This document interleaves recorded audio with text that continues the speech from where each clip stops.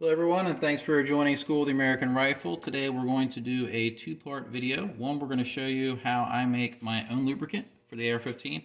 The second part of the video, I'm going to show you how I lubricate AR-15s. If you have your own preferred AR-15 or gun lubricant that you use, you can skip through the first part of this video. I'll put in the description where the actual lubrication process starts.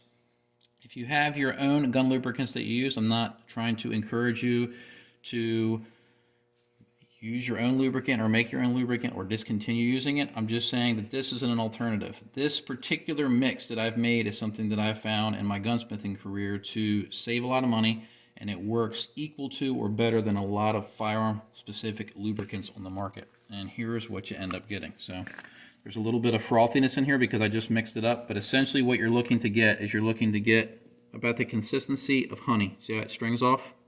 That's what you're looking for. Any thicker than this, you're going to run into problems in cold temperatures. If you don't live in an area where you see cold temperatures, then you can get a little bit thicker. But this is about the perfect viscosity for an AR-15. It stays put, whether the gun's shot with a suppressor, high rates of fire, if it's stored for long periods of time, it's there when you need it. Now, can you use other firearm-specific lubricants and get the same results? Absolutely. The reason that I use this, again, is cost savings. As a gunsmith, I was going through hundreds, if not thousands of dollars a year in AR-15 or gun cleaning products. So I set out to find an alternative to save money and still perform equal to or better than AR-15 or gun-specific lubricants. So what I use to make this lubricant is synthetic motor oil and synthetic grease. Does not have to be Mobile One, and you don't have to use these specific weights that I have here. The reason that I have these two weights is because my wife's car uses 0W40 and my F-250 uses 5W30. Now, if you had to choose a certain lubricant as far as the weight goes, I would recommend, if you're going to be in cold climates, to use something with a lower viscosity, something that's thinner. It's going to behave better in colder temperatures. Either one of these are fine though. Essentially what you do is you take this synthetic grease and you mix it with motor oil. Now there's no ratio for this. I could go through the actual process and it would be messy and really long and boring. But essentially what you're looking for is this viscosity. So just find something that you can mix this with, put some of this into a container, pour some oil into it, mix it up, and this is the consistency you're looking to get. Now, this is not sriracha in this container here. This is just an empty sriracha container that I decided to put the lubricant in, and it makes it easier for me to dispense. So that's not sriracha, so don't eat it. But that's roughly the consistency of it. And again, see, it's about the thickness of honey. And this stuff wasn't mixed too recently. You can see this doesn't have as many air bubbles in it.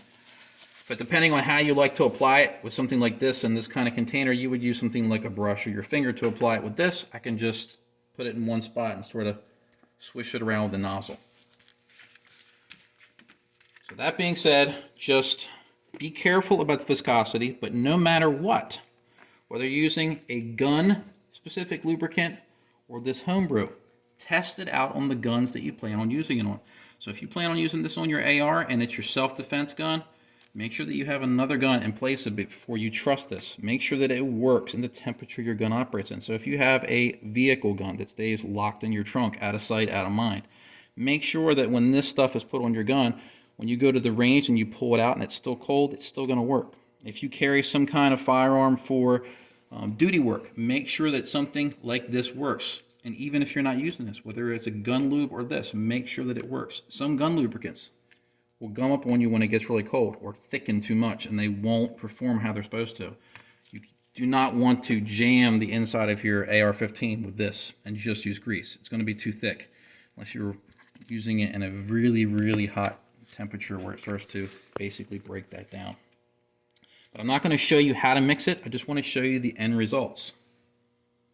All right. But these two containers are what I have at my bench all the time. I have the little sriracha container, and I have this, and this is actually a packaging from a LaRue MBT trigger, which works good for that. Now what we're going to do is we're going to move these off to the side a little bit. get all these ready.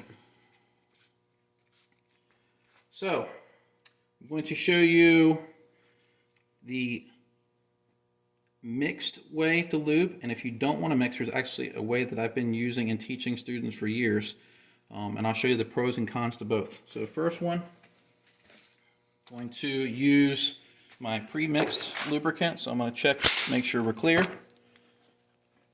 And this particular gun is really tight, so let me grab my chamber flag.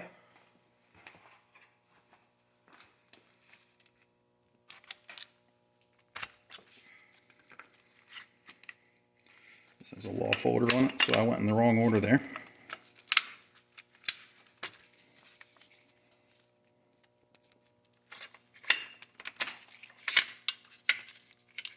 There we go. So we have our law adapter in there. We'll pull our bolt carrier out, charging handle.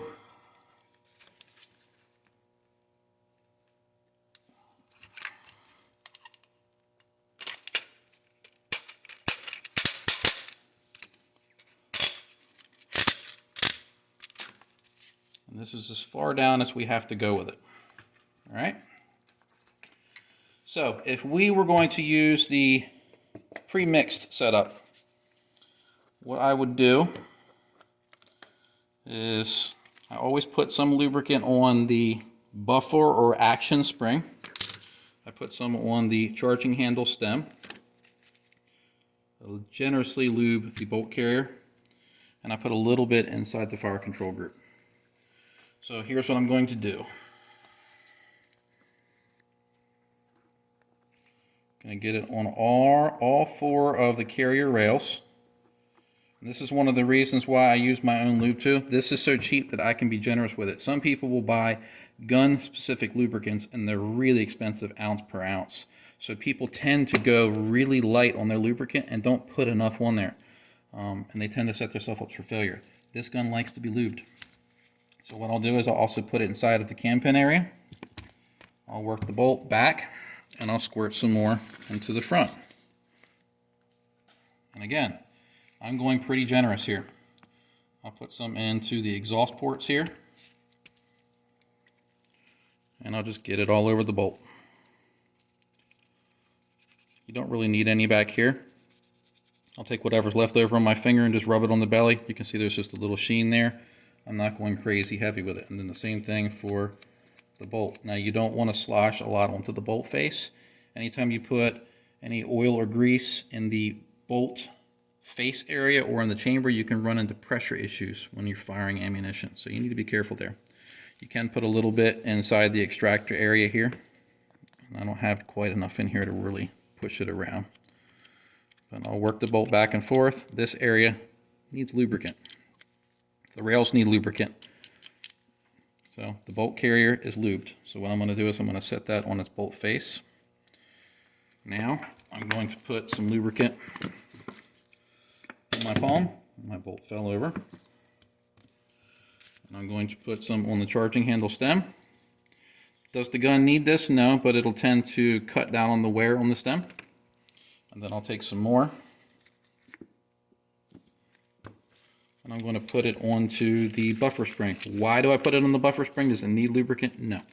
But what it does, depending on the spring that you're using, if you're using a chrome silicone spring, this is a flat wire spring and it has to be used on this particular gun because it has a UCIW buffer tube and it uses a short buffer, so you need to use a flat wire spring with this setup. But these springs, in the past were made of chrome silicone. I believe they're stainless steel now, but chrome silicone springs are prone to corrosion. And you need to make sure that you have lubricant protectant on your springs to keep them from corroding. The things that will kill springs is constant cycling or corrosion. So we want to cut down on corrosion. Really good springs, makes sense to take care of them. So we put a little bit of lubricant on it. Now these flat wire springs are really prone to having problems if the inside of your buffer tube is rough. So having that lubricant on there also helps them function as they're intended to function. If it's rough on the inside and you run this thing dry, you may have some resistance as the buffer system's trying to do its job. So just a little bit of lubricant on there. Put that back in. And the flat wire springs can be sort of a pain to put in as well. Alright, now what I'll do is I'll take my fire control group and I'll put, you can see there's already some lubricant on there, a little dab there, there, and there. So basically there, there, and there. Now this is the guy's lead, depending on the fire control group. If you have a standard one there, basically you just want to put it on the contact points. And I'll also try to get a little bit of lubricant on the sides of the hammer and trigger if possible. And like I said, just a couple drops. And this is probably a little bit more than what it needs in here. Put some left over on the hammer face. You can also put some back here on the selector or safety, so if you have some left over, I'll take some and put it on the drum right there so it doesn't cause any binding if you have good contact between your selector and your trigger. Now if you wanted to, you could take a needle oiler and you could oil specific areas. I also tend to grease these area of the gun, so there's this little groove right here. I'll put lubricant in there, whether it be grease or oil, just in that groove. Make sure that the detent doesn't bind or chew things up. Now these areas right here like this, you really don't want to have really heavy lubricant in there. Now you could take some lubricant, squirt a little bit here, a little bit there. Like I said, this stuff's dirt cheap to make, so you don't have to worry about using too much. You can just wipe off any of the excess. But I want to make sure that all the moving components have some lubricant on it. That being said, we're pretty good to go here. Now I have it all over my hand. You'll notice that I am using gloves. The reason that I use gloves is because there's nasty stuff in most ammunition unless it's green. So when you're cleaning your gun, lubing your gun, you want to make sure that you're not making contact with some nasty stuff. Some people refuse to use automotive products for lubricants because they're worried about them causing cancer. These oils and greases in their raw or pure or virgin form are not harmful. It's when they get mixed with things. So if you're using this in a vehicle and it gets mixed with combustion impurities, then yes, it does have a risk of causing cancer. The same thing with a firearm. Shooting a firearm is dangerous. The ammunition can expose you to things like lead. You want to make sure that you use gloves when you're cleaning and maintaining your guns, regardless of the kind of lubricant you're using. But using this kind of stuff, as long as you maintain a very thick viscosity, will not vaporize on you and cause any kind of harm. You're not going to inhale it and cause issues. It's not going to get into your eyes as easy as a gun oil would. That being said, let's put our charging handle back into our upper. Let's take our bolt carrier, put it into the upper receiver. Smooth. I don't know if that translates in the video, but very smooth. All right. I'll take our law folder hinge, push it off to the side.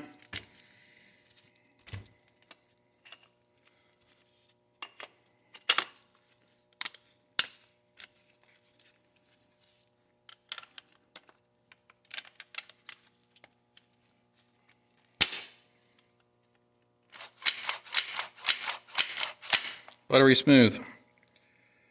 So, if you ever look at your gun, how do you know when you need to add more oil? If it looks like it's dry. There's no dipstick on the gun. You're the dipstick. Look at it. If it looks like it needs some oil on it, put oil on it. All right, that's gun number one. That's how I lubricate. Because I pre-mix my own lubricant. Now, I had an older video that I used to have on YouTube. We had some issues, but I no longer have the video. So what I'm going to do is I'm going to show you what I used to do in that older video. Now, this particular lubrication method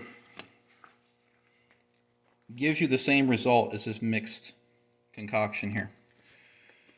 But it's for people that didn't want to mix things, and it made it more simple.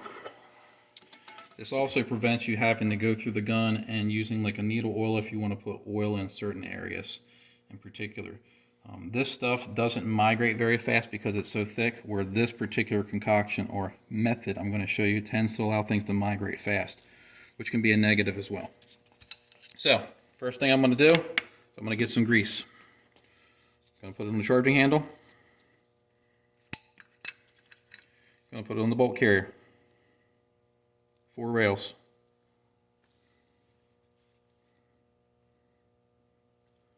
And again, if I go a little bit thick on it, I don't care. Now I'm going to pack it into the cam pin area like I'm packing a wheel bearing. If you've ever changed brakes on a car, you know what I'm talking about. You really don't want to get it inside the gasket. I got a little bit in there. But got it all over the bolt carrier.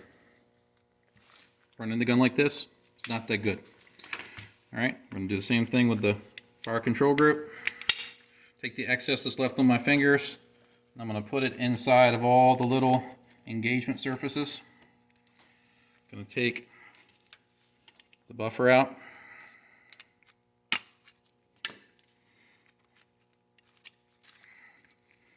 I've got grease on my fingers, so let me wipe it off.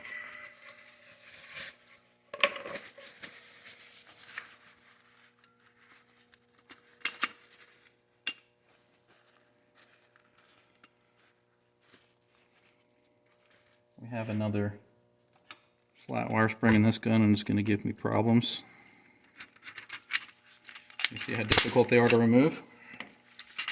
I have spring codes on a lot of my guns too. I use these flat wire springs in certain applications. So what I'm going to do here again, it's a little bit too much grease. I'm just going to get it all over my palms. And again, I'm going to grease the spring. It's more important to grease flat wire springs than it is standard round wire springs. But I still like to have protectant even on round wire springs. It's going to fight me. Let me get that punch again. Did I put it back? No. And look, I've made a little bit of a mess here, but that's why I have gloves on. What I'm doing there is I was pushing down the detent. This is a lightweight gun that I built for my wife. Lots of titanium and lightweight stuff. So you can see I made a little bit of a mess there. Let me get some paper towels.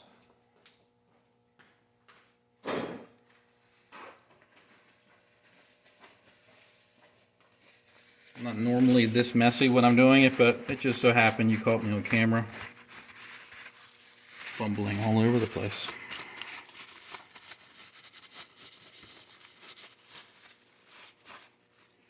Alright, so this is the controversial part. Extend the bolt. Oh no, it's the end of the world. I'm kidding. This is really controversial for a lot of people. So what we're doing here is we're creating this mix. Now what I will tell you is we do have some on the bolt face. Having a lot on there is not good, but this stuff will migrate out of where it is right now. So we will put our charging handle back into our upper receiver. And if you'll notice, I pulled it out and I made sure there was no oil streaming off of it still. So there's just a sheen of it on here now. It's the upper receiver. Seat it. All right. Now, we'll put the lower on. Pull our pin. Upper. Buttery smooth. Now, the oil that's in here will migrate into the fire control group and get around the hammer and trigger pins. It's important that they have lubricant there. These pins are supposed to spin. We have it on our charging handle stem. It's going to migrate down though. So let's say, for instance, I'm going to go muzzle up with this. We store this right now in the gun safe or on a gun rack. Because the oil and the grease hasn't really mixed, the oil is still separated from it. So what it's going to do when it migrates into other areas, it's going to get into some of the areas of the lower receiver. It's going to get into the buffer system. It's going to run down, and you're going to get a little pool of oil at the bottom of your safe or on your gun rack. So if you use this method, put a rag underneath of the buttstock, and then you can use that rag to do wipe downs and such. But when you pull the weapon out, you will have to wipe the buttstock off. So this method here saves you the problem of having to mix this stuff, but I prefer to use this because it stays put when I put it there. But you do tend to have to lubricate in another area. So if you notice, like for the bolt catch on the previous one, I added some lube. Here I'm not going to because that oil's going, you can see it right there, it's already migrating. it's just going to start flowing in all the areas that you want it to be. It'll get into here. It'll get into the safety area. It'll get everywhere you want it to, but sometimes it goes into places you don't want it to. So you have to be careful of that. You never want to put grease or oil in the chamber though. Keep that clean and dry. You can put a little bit of protectant in your bore. So if you want to use brake-free CLP, or you want to put a little bit of motor oil on a patch, but it wants to be a very light coating of protectant inside your bore. You don't want to have real thick built-up lubricant inside there. You're just going to put any kind of lubricant or protectant in there to keep things from corroding. That's all it's there for. It's not to make sure the bullet has lubricant on it. That's silly. But you want to make sure that you have some kind of protectant if you're storing your weapon in a vehicle where you have temperature swings or it's an uncontrolled environment. You may have some corrosion that sets in. So those are the two ways that I teach students to lubricate, and the way that I've lubricated for many, many, many years. I've never seen a function problem using this method. Let me pull this out of the way. Put my punch up. Let me get my other rifle. So, Home Brew, again, don't use sriracha. It's not a lubricant. You want the thickness of honey. You can get away with using the thickness of mayonnaise, but you need to be really careful in the cold with it. But pretty simple. You don't have to measure out things, sort of just slosh it on there. And if you use too much, then oh well, it didn't cost you a whole lot of money. Some guys will use whatever's left over from their oil changes. If they have, like, you know, half of a quart left in there, and they have some leftover grease from doing whatever they're using grease for other applications, like I said, brake jobs. They don't have to buy that specifically for this. But some guys will just go buy this at the auto parts store. I think this runs about $20. If you're going to buy 5 quarts of this stuff can get expensive. It's like $40 depending on where you're getting it from. Places like Walmart may have it for like $28 or $30. But you're probably looking at close to, if you bought just a quart of motor oil and this, you're probably looking at least $30 to make this concoction. But you're going to get 2 of these containers for $30. Try to take any gun specific lubricant and see how much you get for $30. Maybe fills it up to that far. But lubricate generously. I promise you that you will be satisfied with the results. Hope you found this video educational, and thanks for watching.